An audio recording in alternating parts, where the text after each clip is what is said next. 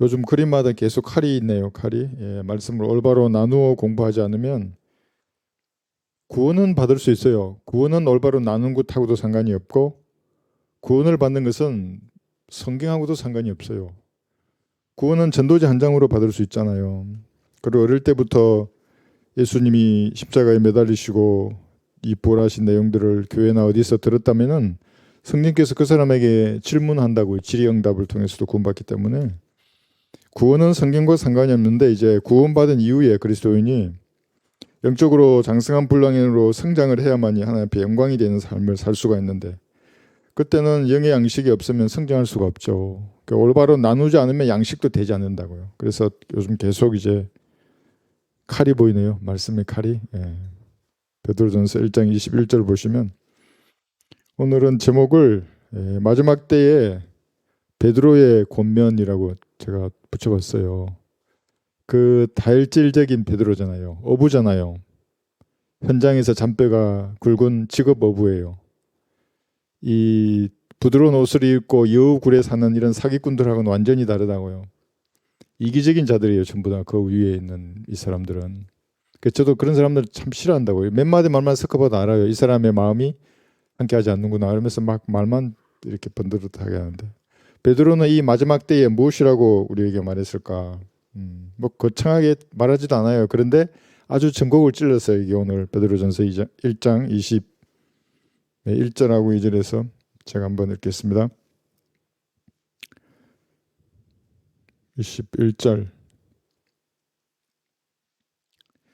너희는 그를 통하여 그를 죽은 자들로부터 살리셨고 그에게 영광을 주신 하나님을 믿는 자들이니 이는 너희 믿음과 소망이 하나님 안에 있게 하려는 것이라 했어요.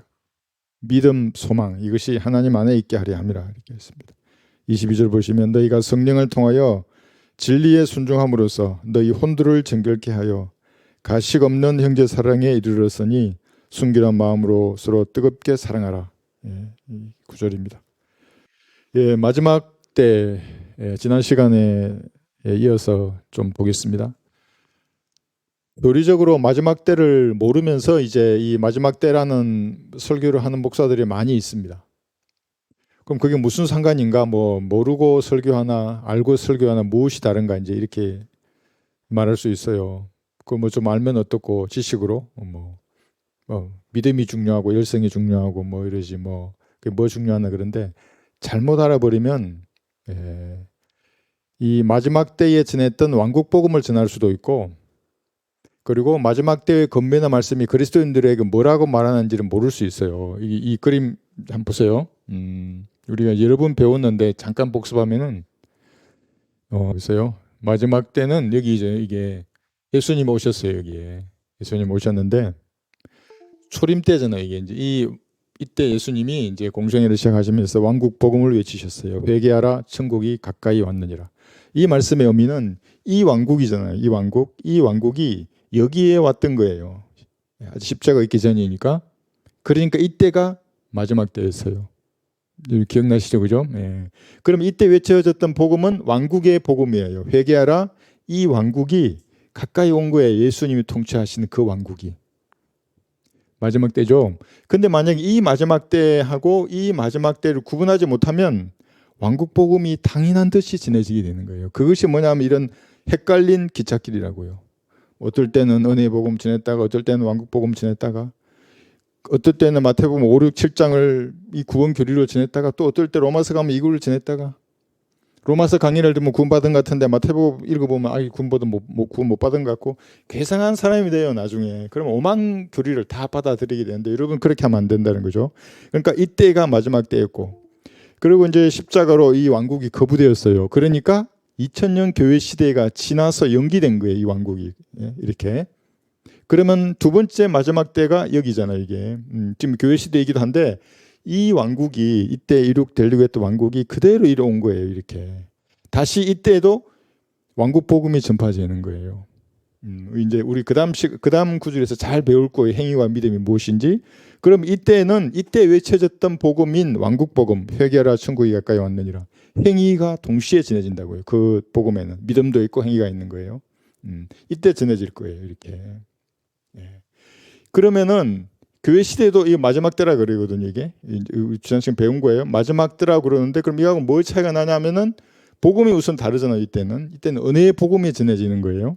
왕국 복음이 아니고 무슨 행위가 필요 없어요. 이제 그 다음 시간에 잘 배울 거예요. 여기서 말한 믿음이란 것은 예수님의 피로 죄가 용서된 사실을 믿는 믿음이에요. 오직 이 교회 시대만 그래요. 근데 이때의 믿음은 같은 믿음이긴 한데 행위로 그 믿음을 지켜내야 된다고요. 다르잖아요. 그죠? 표를 안 받아야 되고 경비를 하지 말아야 돼요. 다음 시간에 배울 거예요. 이때의 믿음은 하나님의 말씀을 믿어요. 하나님의 존재를 믿고 그 말씀이 이루어질 건 믿어요. 믿음이 다르잖아요. 여기하고 이 믿음만 하느라도. 행위도 또 달라요. 나중에 배울 거예요. 그래서 이제 지금은 휴거가 일어나기 직전의 마지막 때예요. 이때는 노아의 날들인데 여기에 영적으로 추궁해도 돼요. 그러나 교리적 의미에서의 노아의 날들은 여기에요. 진짜 그렇게 될 거예요. 이 마지막 때예요. 그러면 자 베드로가 말했던 마지막 때란 말의 의미는 과거도 돼요. 이때. 그죠? 과거를 마지막 때라고 그러는데 동시에 마지막 때는 뭐냐면 미래도 된단 말이에요. 여기. 두 분을 말하는 거예요. 그리고 우리에게 중요하면 이때도 돼요. 영적으로. 마지막 때를.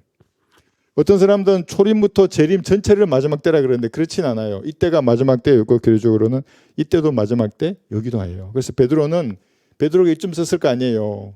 이때의 마지막 때 과거와 동시에 미래를 여기도 미래잖아요.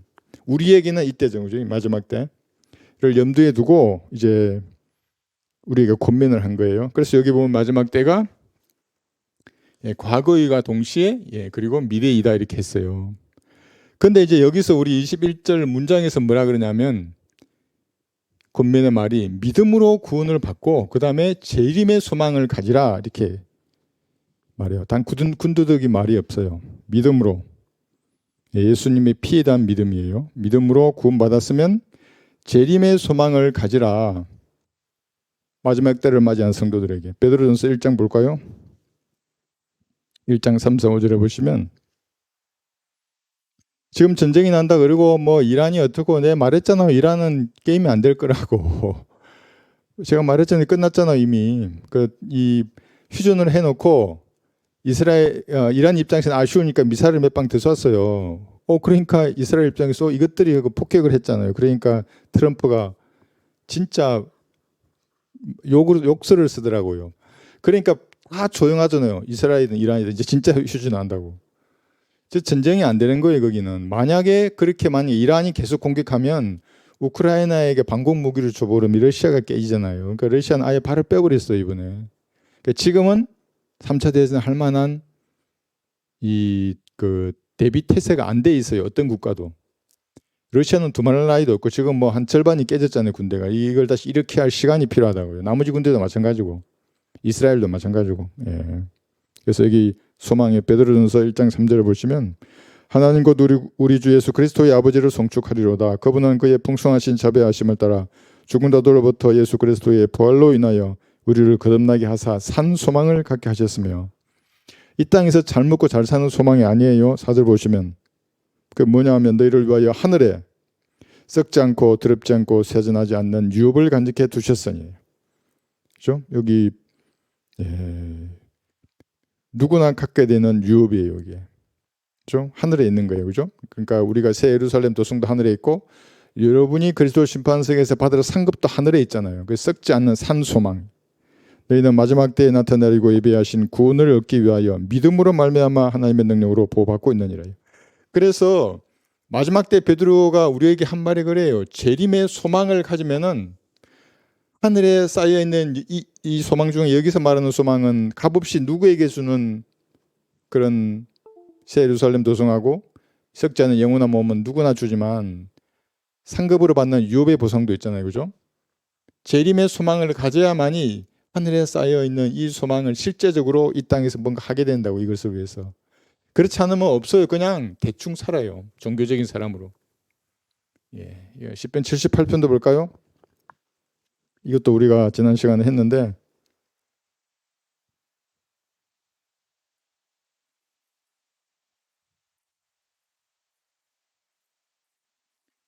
이 하나님의 말씀이 그냥 그들에게는 피상적인 게 되기 때문에 산 소망이 없어요. 그 사람들 얘기해 보면 대화 자체가 육신적이란 말이 전부 썩은 소망들 얘기한다고. 이 땅에서 뭐 어디 여행 가고 뭐. 아니 우리의 마지막 여행이 우주 여행을 할 것인데 이 땅의 여행이 뭐가 그리 즐겁다고. 맨날 모이면 어디 뭐 해외 여행 간다고. 그 뭐 하는 거예요 그리스도인들이. 그 나라에 가서 복음을 전할 수 있으면 가도 돼요. 그 나라 언어로 복음 전도지를 번역해서. 안 그러면 왜 나가는 거예요 해외로. 시편 78편 7절 보시면 이는 그들의 소망을 하나님께 두게 하고 하나님의 역사하심을 잊지 아니하며 오직 그의 명령들을 지키게 하려 그랬어요. 소망을 하나님께 두게 하고 그랬잖아요. 소망을 하나님께 두게 되면 주께서 나에게 역사하신다는 역사하심을 잊지 않게 돼요. 그러면 하나님의 명령을 지키게 된다고 이것이. 소망과 관련이 있어요 이게. 그러니까 소망이 없는 사람들은 하나님을 다 잊어버리고 살잖아요. 내가 기도하면 주님이 뭔가 환경을 조성해 주신다는 기본적인 믿음이 없어요. 그러니까 뭐 지식은 많은데 자기 힘으로 뭘 하려니까 아무것도 안 되는 거예요. 그죠? 재림의 소망을 가지면 이런 것들이 주님의 역사하심도 잊지 않고 명령도 지키게 되는 겁니다. 146편 5절도 한번 보시면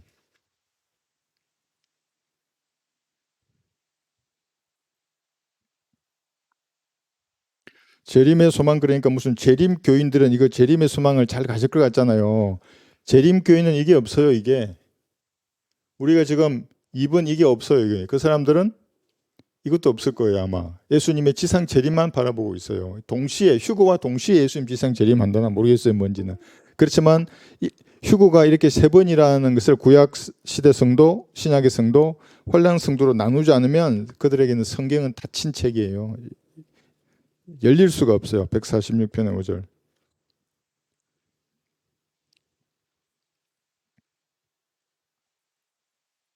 146편 5절. 야곱의 하나님을 자신의 도움으로 삼으며 그 소망을 주구의 하나님께 두는 자는 행복하도다 그랬잖아요. 소망이 어디에 두는지를 자신이 먼저 점검해야 돼요. 정말 내가 내 소망을 주께서 다시 오시는 그날의 소망을 두고 살아가는가. 그러면 행복하게 돼 있어요. 이 땅의 일들을 그 믿음으로 땅의 일들을 고쳐 나간다고요. 믿음으로.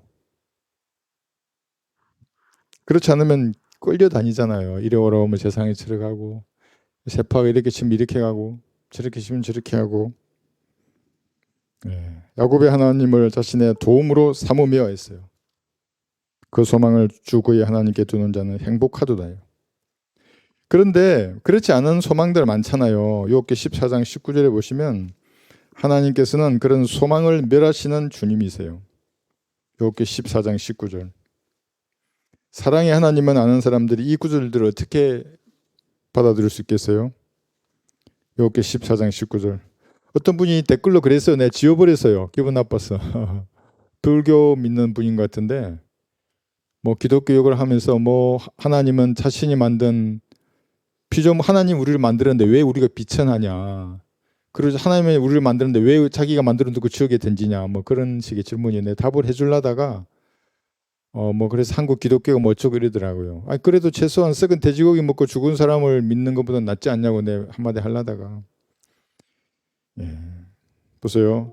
물은 돌을 닿게 하고 주께서는 땅에 티끌에서 살아나는 것들을 씻어버리시나이다. 또 주께서는 사람의 소망을 멸하시나이다. 성경적 그 진리의 지식 기초 위에 서지 않는 모든 소망은 없어질 거예요. 뭔 소망을 가지고 있는지 모르겠지만 화려하잖아요. 누구나 계획은 화려해요.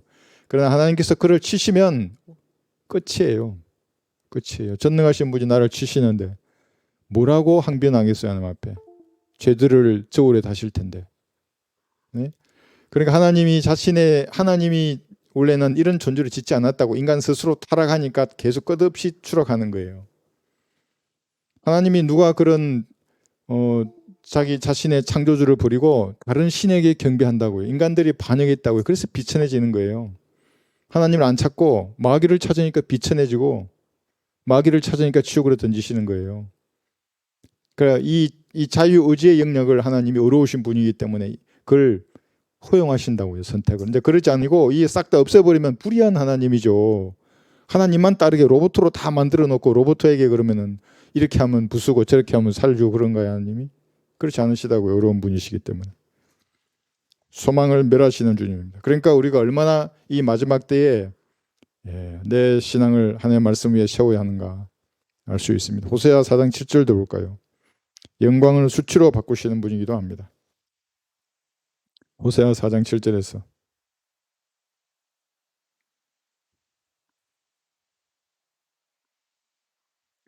이 땅에서 영광을 받은 사람들 얼마나 많아요. 그 대통령이 시찰하면 막 예포를 쏘고 막 난리치거든요. 군대 장관만 방문해도 그 예포를 얼마나 쏘아요, 공항에서. 그 군인들은 그 영광처럼 보이죠, 막. 그 계급에 따라 그게 달라요. 군악대 연주가 다르고 다 그 영광이 있어요, 나름대로. 호세아 4장 7절 그들은 번성할수록 나를 거역하여 범죄하였으니 내가 그들의 영광을 수치로 바꾸리라. 인간이 아무리 자기들끼리 영광의 잔을 주고 그 영광을 주고 받기도 하잖아요. 그러나 그 영광을 모두 수치로 바꾸실 거예요. 구원 받았는데도 그런 것들을 찾아다니는 그리스도인들은 그리스도의 심판석에서 수치로 바뀔 거예요. 그런 것들이. 구원도 안 받고 흐름 방탕하게 사는 사람들은 백보자 심판에서 자기 몸이 수치스러운 벌레가 될 거예요. 영원히 불못에 던져져서. 그게 수치거든요. 그게. 응? 자기 몸이 그렇게 된 몸을 끌고 백보자 심판 앞에 나올 거예요. 꼬물꼬물거리면서 지렁이 바닥거리는 거 봤어요? 비 오면 지렁이 땅속으로 나오잖아요. 그래가지고 물이 마르면은 그 얼마나 꿈틀거리냐고요. 그 조금 더 살라고 막. 응? 나도 우리 여기 뒷산에 가면은 비 오고 나면은 이제 산소가 없으니까 숨 쉬려고 지렁이들이 기어 나온다고요. 막. 조금만 햇빛이 뜨면은 막 꼬물거린다고요. 막 살려고 그렇게. 그 영원히 꼬물거릴 거예요. 그렇게. 하나님이 자신이 만든 피조물을 왜 그렇게 하고 싶겠어요?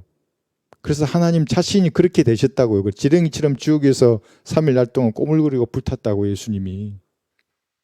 그런 것을 비웃고 마귀의 배철하고 썩은 돼지고기 먹고 죽은 사람처럼 뭐 머리 깎고 돛 닦고 있으니까 하나님 지옥에 던지시는 거예요. 그게. 하나님을 잊어버리시니까. 영광을 수치로 이제 그러지 말라는 거죠. 그래서 베드로는 그래서 이런 믿음, 예수님의 십자가에서 흘리신 피를 믿었으면 재림의 소망을 가지라는 거예요. 이 이후에 펼쳐질 세상이 훨씬 긴 거예요. 고작 이리 해봐야 2000년, 4000년, 6000년이에요. 이건 정말 영원이에요. 영원. 천년왕국부터 시작을 했어요. 이게 허니문의 시작이잖아요. 이게. 요 세 구절에 주님은 영광을 받으실 거예요. 예수님은 수치만 당했어요. 초림 때는. 언젠가 영광을 받으시는데 이거 한번 볼까요? 먼저. 이사야 66장 5절 보시면 대환란 후 3년 반이 되면 유대인들이 두 패로 나눠져요. 나눠져서 한 파는 적그리스도의 파예요. 그래서 그 유대인들은 반대파에 나와 있는 유대인들을 핍박하고 쫓아보내버려요. 셀라페트라로. 그래서 그들이 도망갈 텐데 한번 볼까요? 이사야 66장 5절. 성경을 공부하다 보면 참 자상하게 하나님이 잘 기록해 두셨어요. 그들 공부를 안 하니까 몰라서 그렇지. 구원도 안 받고. 이사야 66장 5절을 보시면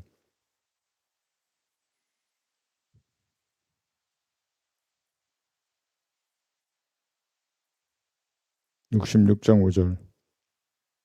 주의 말씀에 떠는 너희는 주의 말씀을 들으라. 너희를 미워하는 너희 형제들이, 이 유대인들이에요. 형제라 그랬잖아요. 그죠? 미워하는 형제들이 있어요. 내 이름으로 인하여 너희를 쫓아내며 말하기를 미살라 페트라로 전부 쫓겨날 거예요. 주께서 영광을 받으실지니라 하나. 조롱하는 거죠. 그죠? 그가 나타나시어 너희를 기쁘게 하실 것이요 그들은 수치를 당하게 되리라. 실제적으로 예수님이 지상에 재림하셔서 살르페트라의 숨은 유대인들을 구출해 내신다고요. 그리고 입성한다고요. 예루살렘 도성으로. 이게 교리적으로는 그 말씀이거든요. 그래서 여기 해놨어요. 두 부류의 유대인들이 있는 거예요. 이 지금 대환란을 말하는 거예요. 후 3년 만에 이런 부류의 유대인들이 실제적으로 나누어질 거예요. 적그리스도의 파와 반적그리스도의 파. 이게 마지막 때를 맞이한 이때만 있는 게 아니라 지금도 여기에 있다고요. 수많은 적그리스도의 세력이 항상 우세해요. 눈으로 보기에는. 세력이 강대하다고. 그런데 우리가 가만히 그들이 하는 일을 보면 은혜의 복음과 완전히 무관하다고. 이건 믿음이 없어. 이거 믿음으로 구원을 받아야 되는데 구원받는 믿음조차 개판이라고 이게.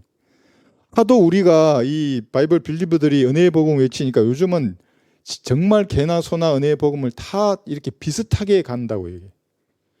예수 중심 교회라고 있더라고요. 여기 우리 밥 먹고 나오는데 밥이 아니라 고기를 먹고 나오는데 전봇대에 붙여놨어요. 그래서 우리 큰딸아이가 그걸 보고 여기도 은혜의 복음 있네 하니까 진짜로 거기 은혜의 복음 있어요. 막 인생이 이렇고 뭐 멸망한다 그러고 내가 그걸 보고 길 건너편에 한 장 떨어져 있길래 주워 가지고 집에서 봤어요.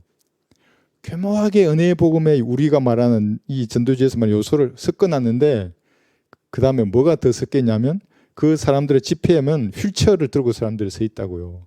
들것을 들고 서 있어요. 그게 뭐예요? 전부 가짜 주의하는 사람들이에요. 이게 거짓 표적이에요. 이게 마귀 들린 사람들이에요. 이게 비슷하게 가다가 마지막에 제가 그랬잖아요. 예수님을 나의 구주로 그랬죠. 내 죄를 용서한 나의 구주로 내 몸 안으로 모셔드려야 돼요. 그러면 예수님의 속죄 사역을 있는 그대로 믿을 수 있는 믿음을 행사하게 만들어야 되거든요. 이 중에서 하나만 뭔가 삐걱거리도 구원받지 못한 사람이에요. 너무나 유사해요. 그 사람들 하는 거 보면.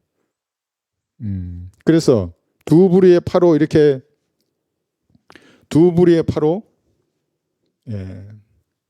이렇게 나뉘는 겁니다. 이 적그리스도 파에 속한 그리스도인들 한번 볼까요? 이 이제 짐승의 형상에게 보세요. 계시록 13장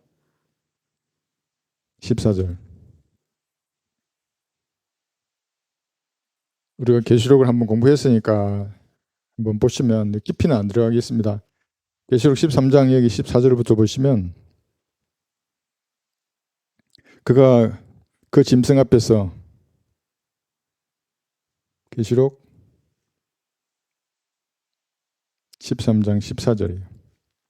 그가 그 짐승 앞에서 행할 군세를 받아 그 같은 기적들을 통하여 땅에 거하는 자들을 미혹하며 또 땅에 거하는 자들에게 말하기를 칼로 상처를 입었다가 살아난 그 짐승을 위하여 형상을 만들어야 한다고 하더라. 또 그가 짐승의 형상에게 생명을 주는 군세를 받아 그 짐승의 형상으로 말도 하게 하고 그 짐승의 형상에게 경배하지 아니하는 자는 다 죽이도록 하니라. 이제 후 3년 만에 실제적으로 이 교황의 옷을 입은 실제적인 교황이에요. 한 사람의 수 666이에요. 그 사람이에요. 그 사람의 형상이 세워지고 말을 하게 한다고요. 그래서 요즘 인공지능이 얼마나 막 인공지능 보면 저보다 더 잘해요. 막 덤블링하고 앞으로 넘고 뒤로 넘고 막 산으로 오르고 그 바퀴에 달려 있으면 바퀴 타고 가고 물도 들어가고 말도 다 한다고 들어보면 그대로 얘기해요. 진짜 자아가 있는 것처럼 얘기하더라고요. 인공지능인데도. 그런 존재가 이 땅에 있을 거예요. 그래서 유대인 중에 두 표로 나누어져서 그런 날이 여기 올 거예요. 이렇게. 이게 얼마나 조롱을 하겠어요. 그 사람들이. 마태복음 24장 보시면 넘겨주는 사람들이 있어요. 지금 우리는 환란 때를 보는 겁니다. 물론 이걸 영적으로 적용해서 지금도 이런 자들이 있어요. 적그리스도의 영을 가진 자들이에요. 교묘하게 바이블 빌리버 세력 내로 들어와 가지고 뭐 하냐면 이 인간들이 지들끼리 싸운다고요. 뭐 이 성경이 내 거라 그러고 지 거라 그러고 거짓말쟁이들이에요. 전부 다. 이 복음 안전하고 그 인간들이 그래서 싸우고만 있는 거예요. 그게. 그러면서 지가 성경대로 믿는다 그러고 한쪽은 가장 성경대로 믿는다 그러고 그런 인간들에게 왜 복음의 문이 안 열리겠어요? 마태복음 여기 24장 9절을 보시면 보세요. 그때의 사람들이 너희를 고난 받도록 넘겨주며 죽이리라. 또 너희는 내 이름으로 인하여 모든 민족에게 미움을 받으리라. 유대인 중에서도 유대인을 이렇게 적그리스도의 형상에게 경배하고 그들의 편에 속한 사람들을 잡아서 죽일 거예요. 이때는 많은 사람이 실족하게 될 것이며 서로 잡아서 넘겨주고 서로 미워하겠으며 또 많은 거짓 선지자가 일어나서 많은 사람을 미혹하리라. 불법의 성행함으로 많은 사람의 사랑이 식어지리라. 그러나 끝까지 견디는 자는 구원을 받으리라. 이것을 또 지금 적용해 가지고 지금 끝까지 견디라 그러면 구원도 못 받고 마지막 때에 고생만 하다가 지옥에 가는 거예요. 이건 지금 이게 보세요. 이게 밑에 보면 14절이요. 이 왕국 복음이 모든 민족에게 증거되기 위하여 온 세상에 전파되리니 그런 후에야 끝이 오리라. 이 왕국 복음이 이때 전파됐잖아요. 그죠? 그래서 마지막 때라고 할 때 그것이 과거이고 동시에 이때라고요. 미래. 그리고 여기에 그때의 대환란이 있으리니 그러잖아요. 21절에서 이는 그때의 대환란이 있으리니 그와 같은 것은 세상이 시작된 이후로 지금까지 없었으며 또 결코 없을 것이기 때문이라. 그래서 여기에 이렇게 조롱하면서 반대편에 속한 사람들을 다 쫓아낼 거예요. 그래서 이 왕국 복음이 전파된다고요. 이때 천국을 눈앞에 둔 시점. 이때도 마찬가지는 이때 십자가 아직 있기 전에 예수님 출임했었을 때 천국이 이 땅에 세워질 수 있는 바로 그때였어요. 왕국복음이. 그 다음에 반적그리스도파에서 이 사람들은 이제 후 3년 반이 되면 이 땅에 막 하늘에 있는 천사들의 3분의 1도 떨어져 가지고 그야말로 아비규환이 될 거예요. 그런데 두 증인인 모세와 엘리야도 이 땅에 등장한다고요. 그래서 그들이 구약 성경에 나와 있는 선지자들처럼 설교할 거예요. 막 표적을 그때 행할 거예요. 엄청난 표적들이에요. 막 그 모세와 엘리야가 구약에서 행했던 표적들을 그대로 말할 때 그들을 따르는 사람들이 있다, 유대인들이. 그 사람들은 뭐라고 남은 자라 그래요. 그러니까 보세요. 이때도 남은 자가 있고 대환란 때에도 소수의 유대인들이죠. 이게 다수의 유대인들은 적그리스도파에서 없어져요. 남은 자가 있고 이 마지막 때인 교회 시대 여기도 말씀을 올바로 나누어 공부하는 성도들이 있다고요. 믿음과 실행의 최종 권위로 한글킹 제임스 성경을 쓰는 그리스도인들이에요. 지 잘났다고 맨날 싸우는 인간들이 아니고 뭐 내가 가장 성경대로 믿는다 그러고 아이고 나 그들을 그런 사람들 하는 거 보면 시간이 그렇게 많나요?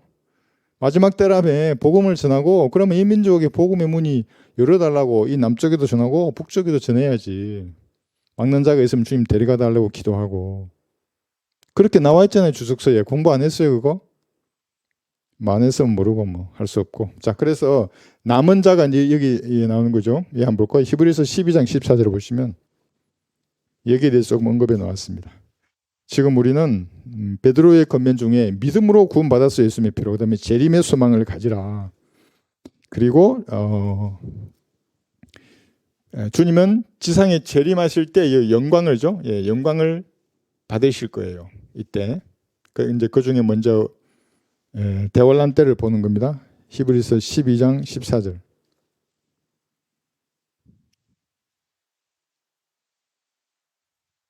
히브리서 12장 14절.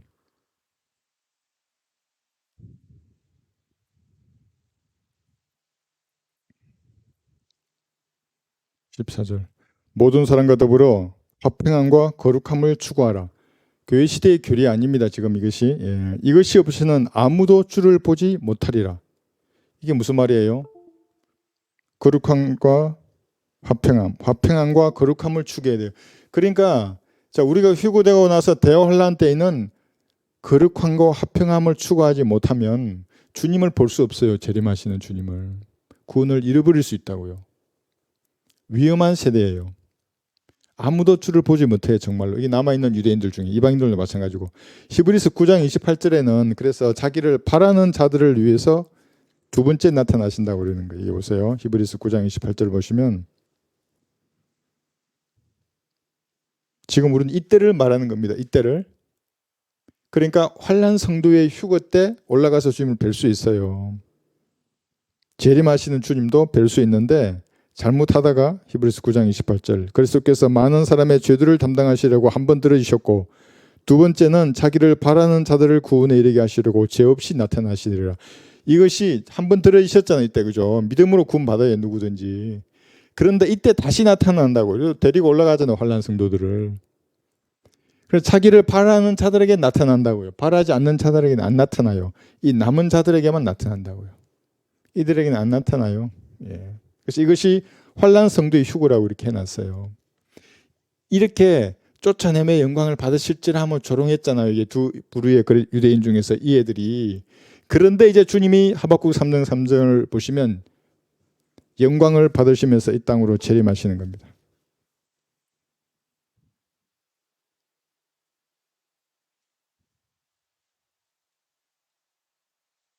하박국 3장 3절 한번 보세요.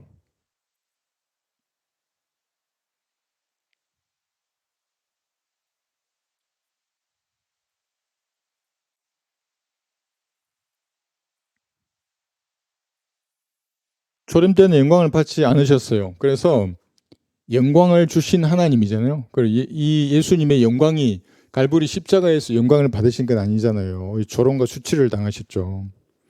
지상에 재림하실 때 받으시는 거예요. 하박국 3장 3절을 보시면 하나님은 태만으로부터 오시며 거룩하신 분은 파란 산으로부터 오셨도다. 참 시제를 보세요. 묘하잖아요. 그죠? 다 써가요. 그러니까 이렇게 써놓으면. 이미 하나님 오신 줄 알아. 근데 언제 오셨어요 하나님이? 파란 산, 대만산 이런데. 셀라 그랬죠. 예수님 재림이에요. 그의 영광이 하늘들을 덮으며 그를 찬양함이 땅에 가득 찼도다.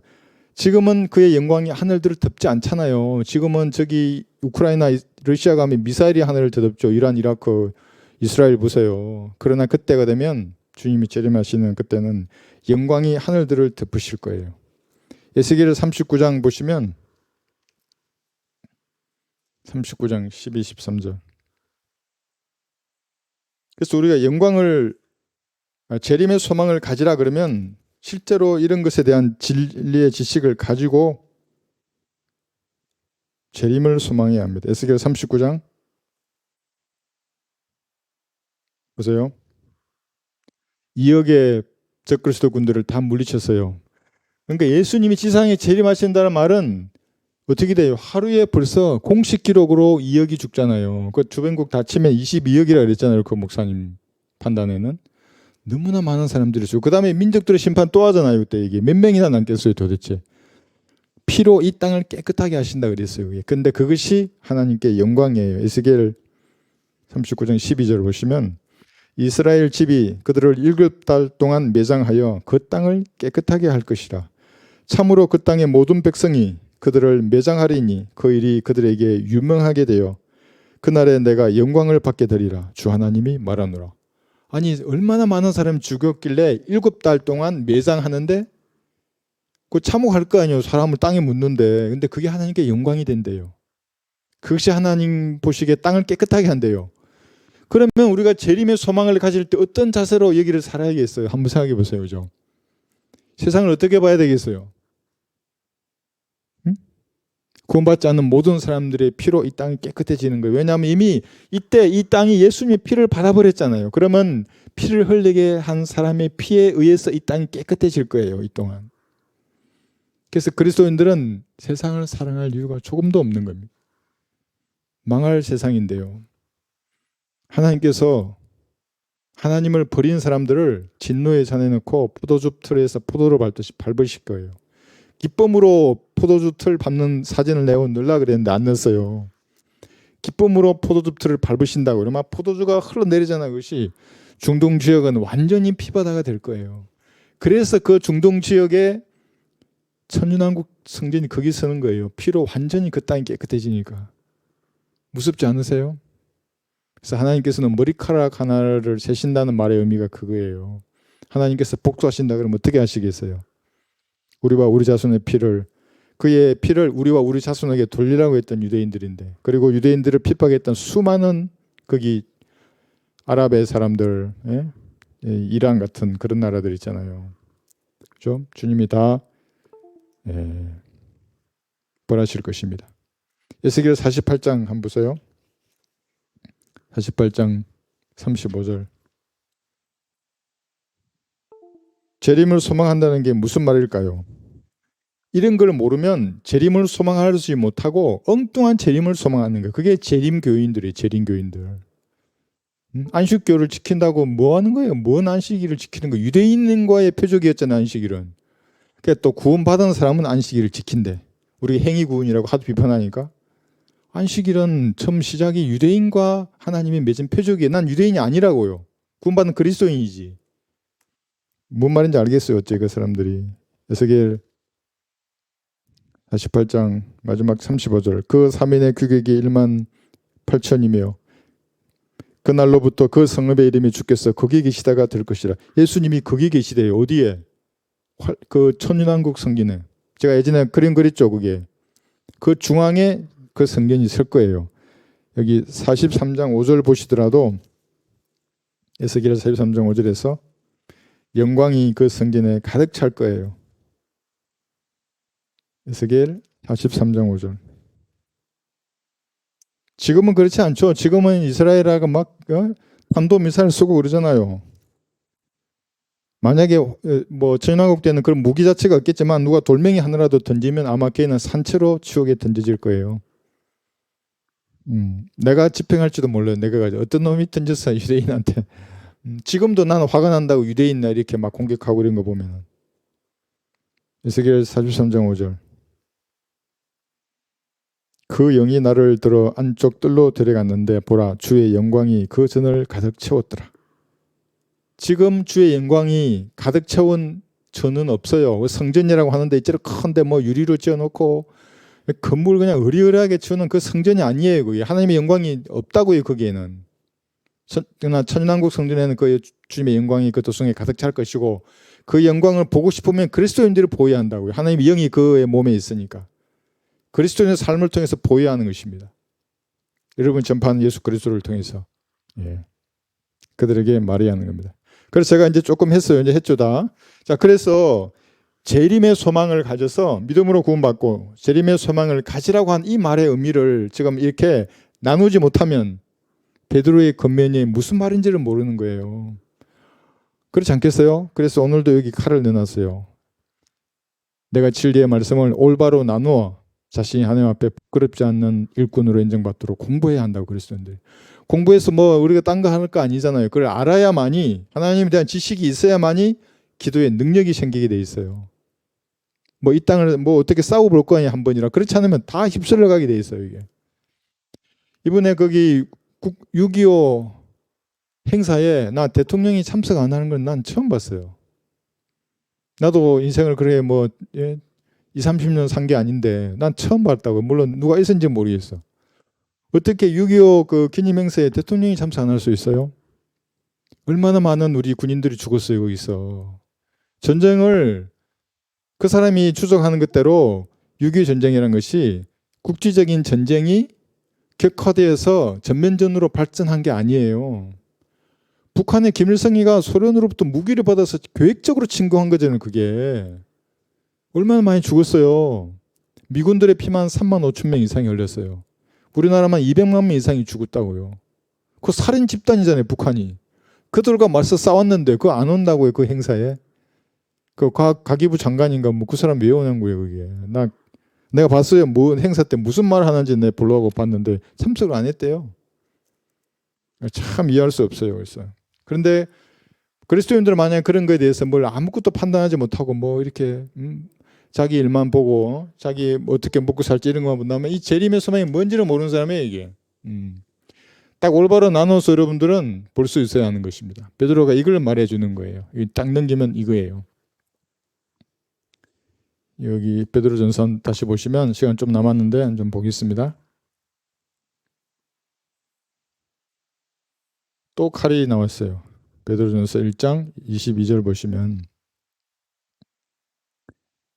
자 마지막 때에 이렇게 돼야죠. 너희가 성령을 통하여 진리에 순종해야 돼요. 그런데 다 달라요. 여기 이제 조금 그려놨어요. 그러니까 올바로 나누지 못하면 내가 믿음도 다른 세대의 믿음을 내가 가지게 되면 나는 지옥에 가게 돼 있어요. 행위도 하나님을 위해서 뭔가를 하고 싶은데 다른 세대의 행위를 내가 해요. 예를 들면 여기 희생제 했잖아요. 아담으로부터 모세까지. 행위에서 행위. 믿음은 같아요. 근데 행위는 여기는 희생제를 드리는 어떤 행위였고 여기는 율법을 지키는 행위였어요. 다르잖아요 이게. 그런데 이것을 레위기를 읽고 내가 나도 희생제를 드려야 되겠다. 이렇게 북한에 있는 어떤 그 탈북한 사람이요. 내 간증을 들었잖아요. 자기는 레위기를 받아가지고 소를 잡아가지고 하나님 앞에 번제를 드려야 되고 내가 하나님을 믿으라 그랬는데 안 믿으면 얘는 벨리알의 자식이니까 칼을 빼서 죽이려고 다녔대요. 근데 아무도 내 죽이려고 했는데 아무도 안 믿겠다 안 그러고 다 믿겠다 그러대요. 하나님의 복을 받으라 하나님 믿으라 그러면 이 이름을 쓰더래요. 내 믿겠다고. 어쨌거나 잘못된 여기도 행위잖아요. 믿음 행위는 똑같아요. 믿음 행위 여기도 믿음 행위 여기도 구원받는데 오직 믿음이지만 여기도 그리스도 심판석에서 상 받기 위한 사랑의 수고와 믿음의 행위가 또 있어요. 근데 구원과는 상관이 없어요. 이건 상과 상관이 있는 것이고. 근데 이 상과 관련되어 있는 행위를 이 행위나 이 행위하고 헷갈려 버리면 이 사람은 지옥에 가게 돼 있어요. 믿음도 마찬가지예요. 여기도 믿음이잖아요. 여기도 믿음이에요. 근데 여기는 같은 믿음인데도 행위로 지켜내야 된다고. 이거 율법은 여기도 율법이에요. 그래서 같은 거예요 이게. 유대인들은 십계명 지켜야 되고 이방인들은 그 황금률을 지켜야 한다고요. 대환란 때는. 이 행위이고 여기 믿음은 같은 믿음이에요. 근데 오직 다른 세대는 전부 다 보세요. 뭐가 두 개잖아요. 이게 두 개. 여기는 행위이고 하나지만은 교회 시대만 오직 갈보리의 피, 이 피로 모든 속죄가 끝났다. 예수님 다 이루셨다. 정말 이 사실을 믿음으로 구원받는 유일한 시대라고요. 그런데 이거 보세요. 성령을 통하여 진리에 순종해야 되는데 여기 순종할래, 여기 순종할래, 여기 순종할래, 여기 순종할래. 여기는 먹어야 돼. 여기 또 안식교인들은 먹으려고 그러더라고. 자꾸 여기 가서 생명나무 열매를 자꾸 자기 먹는데, 아니 지금 믿으면 된다고. 이게 죽음의 나무에 매달린 예수님을 믿으면 여기 가서는 공짜로 난 먹고 싶은 만큼 먹어도 된다고. 근데 왜 여기서 끝까지 살아가지고 여기서 벽보다 지나서 여기 들어가려고 그러냐고, 바보같이. 그래서 여기 그 말이에요. 성령을 통하여 진리에 순종함으로써 혼들이 정결케 되는 거예요. 그렇지 않은 혼들은 전부 지옥에 갈 거예요. 이게 무슨 말이에요? 성령께서 지금도 사람들에게 죄에 대해서 먼저 마음에 찔림을 주신다고요. 의에 대해서, 심판에 대해서 찔림을 주시잖아요. 그 찔림을 왜 정직하게 반응해서 갈보리의 피를 믿어버렸어요. 그럼 믿음으로 혼이 정결케 된다고요. 그러면 믿음으로, 회개로 정결케 되는 거 아니에요? 막 눈물 쏟는다고요. 밤새 회개하고 돌아서면 또 회개하고, 밖에 나와도 무서워서 회개할까 말할까 못 가고. 그것도 아니고 침례로도 불가능하다. 요한의 침례 얘기 불가능해요. 요한복음 3장 26절을 보시면 요한의 침례는 유대인들에게 말했잖아요. 죄들을 사함받은 것으로 인하여, 죄들을 사함받기 위하여가 아니고, 이미 죄가 용서됐으니까 네가 구약시대에 계속 용서해 주셨잖아요. 여기 율법을 지킴으로, 속죄를 제사를 드림으로. 여기도 마찬가지고 그 사실을 믿으면 여기 물속에 뛰어들어라 했어요. 침례인 요한이.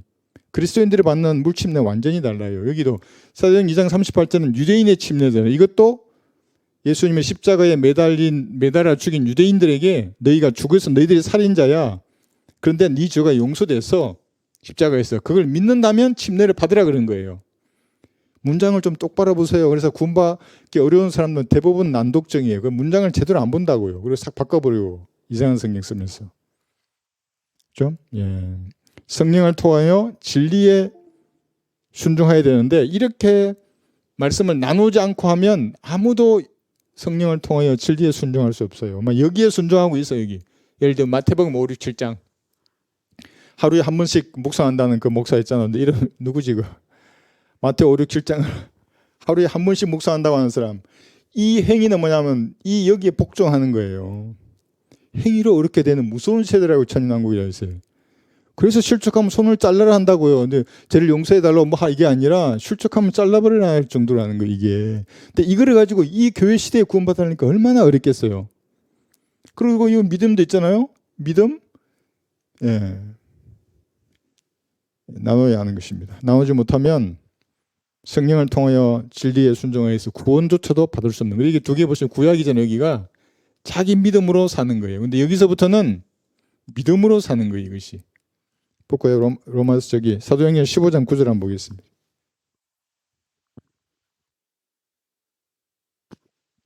하나님께서 어떤 사람의 덫에 걸리게 하기 위해서 덫을 설치해 놓으셨다면 그 얼마나 정교한 덫이겠어요. 어떻게 빠져나오겠어요, 죄인들이. 엉터리 같은 마음을 품으면은 다 여기에 걸려서 넘어지게 돼 있어요. 믿음과 행위, 이런 말만 그렇게 떠들다가 지옥으로 하는 거예요. 그래서 심판석에서 거짓골로 쓰든지. 사도행전 15장 여기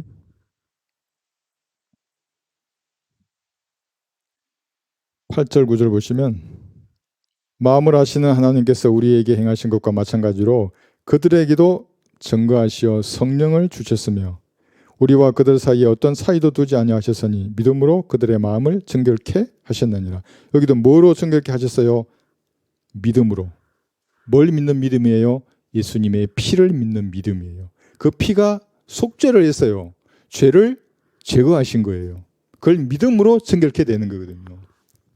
여기서 성령을 주셨으면 그랬잖아요. 에베소서 1장 13절에 보시면 진리의 말씀을 듣고서 귀로 들었잖아요. 예수님을 신뢰하는 거예요. 아, 예수님의 피를 죽으시고 부활하시고 내 죄를 용서하셨구나. 그분을 신뢰하면 성령으로 인침을 받는 거예요. 이 말이 성령을 주신다는 거예요. 그러니까 이것은 죄인이 선택하는 것이지 하나님이 강제적으로 어떤 사람을 거듭나게 해서 예? 그리고 성령으로 인을 쳐서 그 사람을 구원시키는 게 아니에요. 죄인이 해야 한다. 근데 우리나라 기독교에는 죄인이 이걸 못하게 해. 웃기는 거예요. 그죠? 여기는 뭐냐면, 이제 이 시대에, 그죠? 대환란 때에는 경배표 이것이 여기 율법에 추가된 거예요. 이게 더 어려워요, 사실은. 천상국은 이게 마태복음에 관계된 것이고. 예. 이 정도면 아시겠죠? 예. 그 다음에 이런 것도 있어요. 이 과도기, 이게 또 무서워요. 사도행전 3장에 보시면. 그래서 누군가가 정말로 그리스도 심판석에서 상을 받으면 그건 영원히 받는 상이기 때문에 하나님은 아무나 주지 않으신다고요. 성경대로 주임을 섬길 기회를.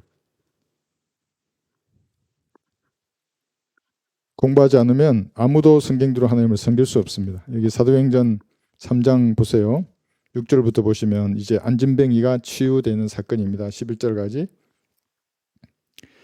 베드로가 말하기를 은과 금은 나에게 없으나 내가 가진 것을 내게 주노니 나사렛 예수 그리스도의 이름으로 일어나 걸으라고 하고 그의 오른손을 잡아 일으키니 그가 즉시 발과 발목에 힘을 얻어서 뛰어 일어서서 걸으며 그들과 함께 성전으로 들어가 걷기도 하고 뛰기도 하며 하나님을 찬양하더라. 그러므로 모든 사람이 그가 걸으며 하나님을 찬양하는 것을 보고 그가 성전의 아름다운 문에 앉아 구걸하던 그 사람인 것을 알고 그에게 일어난 일로 인하여 경의와 놀라움으로 가득 차더라. 고침을 받은 그 안진뱅이가 베드로와 요한을 붙잡고 앉아 있을 때에 모든 사람이 크게 놀라서 솔로몬의 행각이라고 불리는 행각 안에 있는 그들에게 함께 달려가니라 그랬어요. 자, 여기 계속 볼게요. 좀 중요해서 내가 이거 구절을 다 넣었어요. 왜냐하면 예수 중심 교회 거기는 아직도 휠체어를 든다고요. 막 집회할 때 사람을 고쳤다 그러고 막 휠체어 타던 사람 뛰어다니고 뭐 그런 모양이죠. 이건 완전히 마귀들의 광란이에요, 이게. 여기 보세요. 15절 볼게요. 그냥 15절. 너희가 생명의 통치자를 죽였으나 하나님께서는 그를 죽은 자들로부터 살리셨으며 우리가 이 일의 증인들이라. 자, 16절 보세요. 그의 이름을 믿음으로 인하여 그 이름이 너희가 보고 아는 이 사람을 강건케 하였느니라. 정녕 그를 통하여 나온 믿음이 이 사람을 너희 모든 사람 앞에서 온전하게 치유한 것이라. 여기는 믿었는데 치유가 일어나요. 믿음으로. 그럼 왜 우리는 여기 치유가 없나? 이런 치유의 표적이 왜 없는가? 이렇게 생각할 수 있잖아요. 그래서 휠체어였던 사진을 전단지에 넣었더라고요. 앞에는 은혜의 복음이 좀 섞여 있는 거고 왕국 복음도 있고 뒤에는 전단지에 치유의 표적을 넣었잖아요. 이러면 이게 완전한 마귀들이 가지고 논다고 이런 것들을. 여기는 사도행전 3장이잖아요. 아직. 지금 베드로가 뭐라 그랬어요? 너희가 메시아를 죽인 살인자라고 직설적으로 그들을 반박하고 있어요.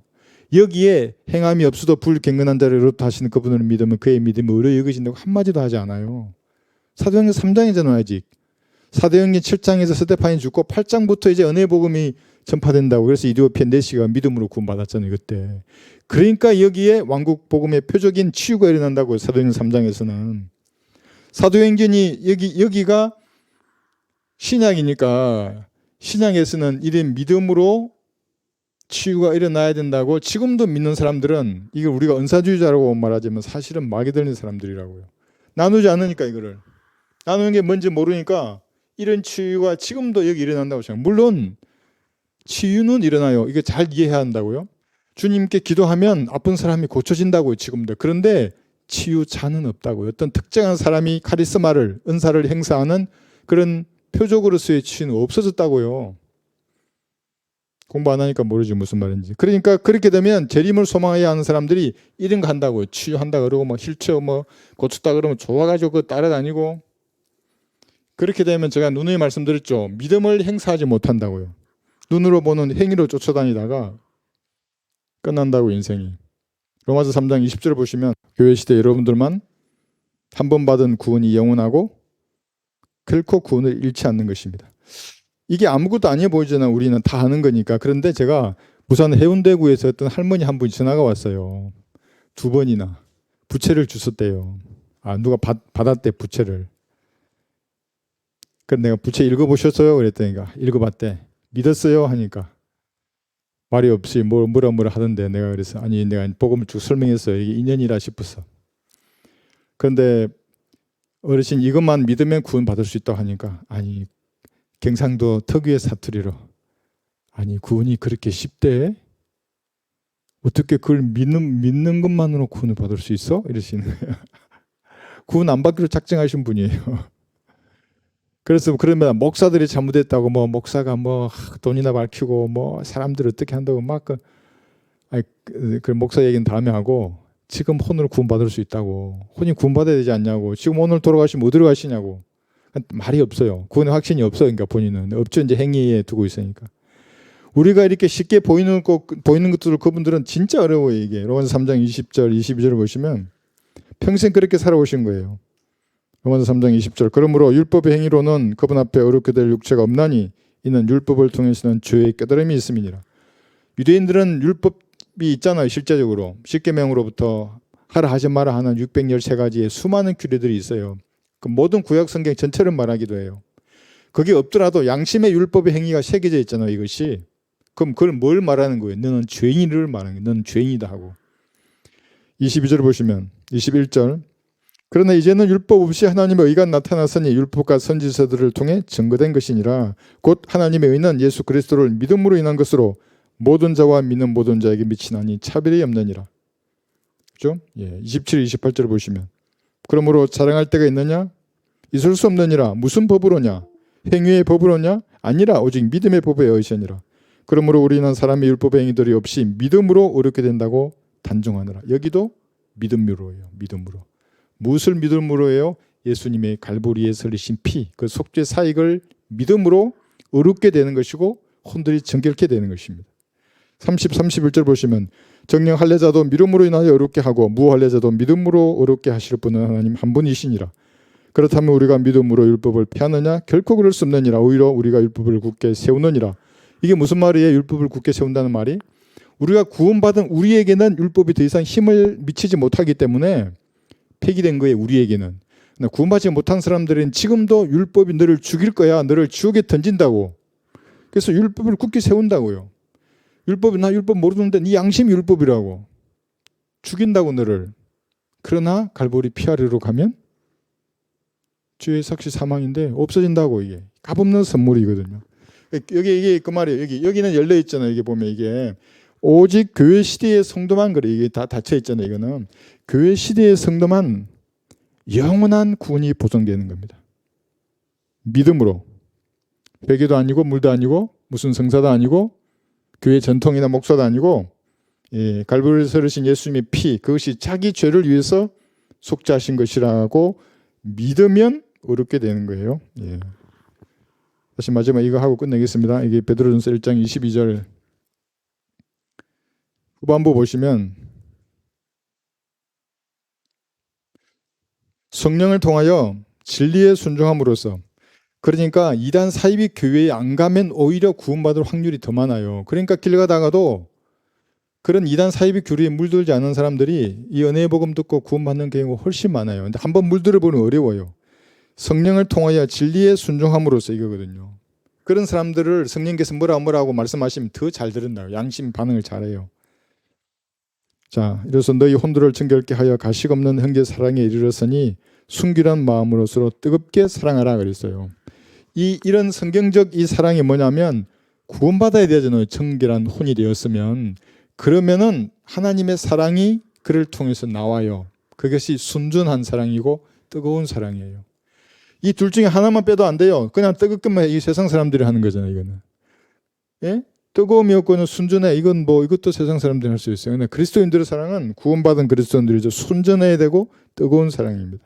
이게 없으면 스스로 구원을 증거말하고 무서운 소리 얘기 적어놨잖아요. 왜냐하면 하나님은 사랑이세요. 자기 안에 하나님이 들어와 버리면 진짜 사랑이 들어와 버린 거예요. 그래서 그전에 없던 그 불쌍한 마음이 생기고 측은지심이 생기는 거예요. 막 강아지도 걷어차다거든요. 못 걷어차요. 마음이 아프다고요. 그렇게 하면은. 뭔가에 들어왔어요. 이게 사랑의 하나님이에요. 이게 성도들에 대한 그런 거거든요. 그러면서 마지막 이 구절 볼까요? 요한일서 여기 4장 20절 보시면 그렇게 구원받았으면 요한일서 4장 20절 요한일서 4장 20절 어떤 사람이 나는 하나님을 사랑하노라 하면서 자기 형제를 미워하면 그는 거짓말쟁이라. 눈으로 본 형제를 사랑하지 않는 자가 본 적이 없는 하나님을 어떻게 사랑할 수 있겠느냐. 너무 잘 썼어요. 그죠? 정말 맞는 말이에요. 그래서 이거 적어놓은 거예요. 근데 여러분 마음을 본다고요. 없으면 스스로를 구원을 점검해 봐요. 정말로 그래요. 그래서 이기적인 마음이 계속 나와요. 한번 점검해 봐요. 내가 왜 이렇게 형제자매를 미워하지? 계속 시기하고. 요한복음 마지막 14장 24절에 보시면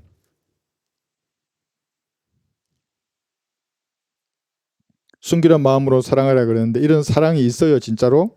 그러면 말씀을 지키게 돼 있어요. 사랑이 있다는데 은사주의 교회 가면 사랑한다고 난리잖아요. 그런데 말씀을 지킬 마음이 없어요. 말씀을 거부해요. 그럼 하나님 사랑하는 사람 아니에요. 제 말이 아니라 이게 요한복음 14장 24절을 보시면 보세요. 요한복음 14장 24절. 나를 사랑하지 않는 자는 나의 말들을 지키지 아니하느니라. 너희가 듣는 말은 내 말이 아니요 나를 보내신 아버지의 말씀이니라. 나를 사랑하지 않는 자는 나의 말들을 지키지 않기 때문에 변기되고 삭제된 성경이 좋아요. 그들에게는. 그렇죠? 그러나 나를 사랑하면 이 보존된 말씀을 지키려 그러고 이것을 최종 군의로 여기려 그런다고요. 그러니까 여러분들은 이런 말씀을 사랑하는 분들이기 때문에 그래서 하나님을 사랑하는 그리스도인들이라고 하는 것입니다. 오늘 여기까지 공부하겠습니다.